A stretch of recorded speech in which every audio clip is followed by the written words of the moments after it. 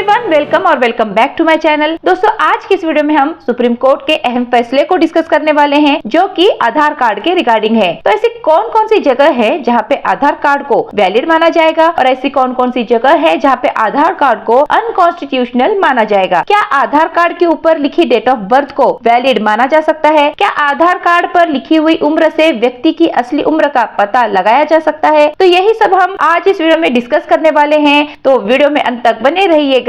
बढ़ते हैं आज के वीडियो की ओर। दोस्तों, सुप्रीम कोर्ट ऑफ इंडिया ने आधार कार्ड की मान्यता को पूरी तरीके से खत्म किया है। सुप्रीम कोर्ट ने अपने रिसेंट जजमेंट में ये फैसला लिया है, जो कि 24 अक्टूबर 2024 का ये फैसला है, जिसमें सुप्रीम कोर्ट ने Punjab and Haryana high court के फैसले को सेट असाइड करते हुए आदेश दिया है कि आधार कार्ड को एज प्रूफ करने के लिए नहीं इस्तेमाल किया जाएगा।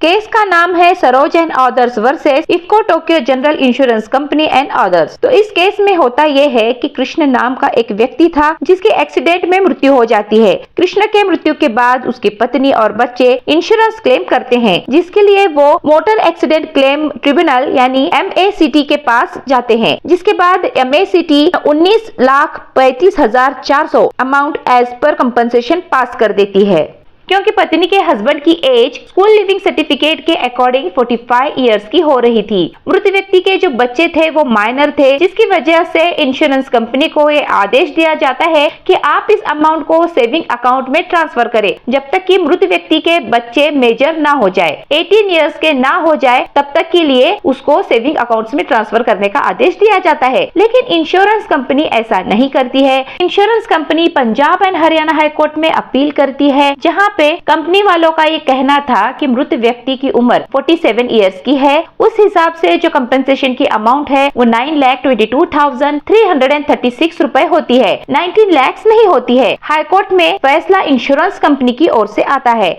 हाई कोर्ट अमाउंट को कम करके 9,22,000 को एक्सेप्ट करती है। कोर्ट का कहना था आधार कार्ड के ऊपर जो डेट ऑफ बर्थ है उससे ये साफ क्लियर होता है कि मृत व्यक्ति की एज 47 इयर्स की है और उस हिसाब से उन्हें इतनी ही अमाउंट मिलनी चाहिए। हाई कोर्ट के इस फैसले को चैलेंज किया जाता है सुप्रीम कोर्ट में। सुप्रीम कोर्ट का इस पे कहना था कि हाई कोर्ट का ये फैसला बिल्कुल गलत है। हाई कोर्ट को ट्रिब्यूनल के ऑर्डर में इंटरफेयर करने की कोई आवश्यकता नहीं थी। सुप्रीम कोर्ट ने दोनों पक्षों की बातों को सुना। मृत व्यक्ति के पत्नी का कहना था कृष्णा की एज की मान्यता स्कूल लिविंग सर्टिफिकेट से लगाई जानी चाहिए, न कि आधार कार्ड से। आधार कार्ड केवल आइडेंटिफिकेशन यानी परिचय पत्र के काम आता है, तो आधार कार्ड को मान्यता नहीं मिलनी चाहिए। किसी भी व्यक्ति की उम्र का अंदाजा यहाँ से नहीं लगाया जा सकता।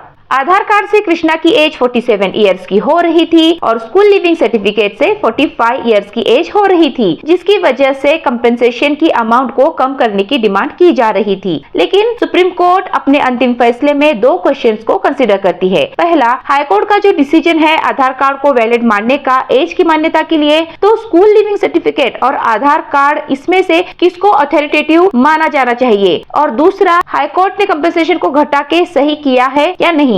सुप्रीम कोर्ट अपने अंतिम फैसले पे आती है, जिसमें सुप्रीम कोर्ट ने ये क्लियरली मेंशन किया कि कंपनसेशन डिसाइड करना क्लेम अथॉरिटी का काम है, कोर्ट को इंटरफेयर करने की कोई जरूरत नहीं थी। इस तरह से सुप्रीम कोर्ट हाई कोर्ट के फैसले को खारिज करती है और ये आदेश देती है कि एज के प्रूफ के लिए हम स्कूल लिविंग सर्टिफिकेट को वैलिड करार देंगे, न कि आधार कार्ड को। जुवेनाइल जस्टिस एक्ट के सेक्शन 94 सब सेक्शन 2 के तहत इसे वैलिड माना जाएगा। सुप्रीम कोर्ट ने अलग अलग हाई कोर्ट्स के जजमेंट्स का भी हवाला दिया, जिसमें state of Maharashtra versus unique identification authority of India and others और Manoj Kumar Yadav versus state of MP, ऐसे कई सारे जजमेंट्स का हवाला दिया, जिसमें स्कूल लिविंग सर्टिफिकेट को वैलिड माना गया था। साथ ही में भारत सरकार के नोटिफिकेशन को भी रेफर किया गया, जिसमें साफ साफ मेंशन किया गया है कि आधार कार्ड को सिर्फ और सिर्फ आइडेंटिफिकेशन के तौर पे यूज किया जाना चाहिए, न कि डेट ऑफ बर्थ के प्रूफ के तौर पर।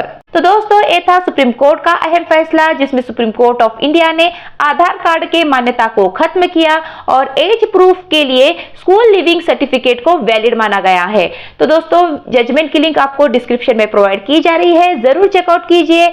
वीडियो अगर अच्छी लगी है तो वीडियो को लाइक कीजिए, शेयर कीजिए और चैनल पर अगर नए हैं तो चैनल को सब्सक्राइब भी जरूर कीजिएगा। हम मिलते हैं ऐसे ही नॉलेजेबल और इन्फॉर्मेटिव वीडियोस के साथ। तब तक के लिए stay healthy, stay happy, bye bye.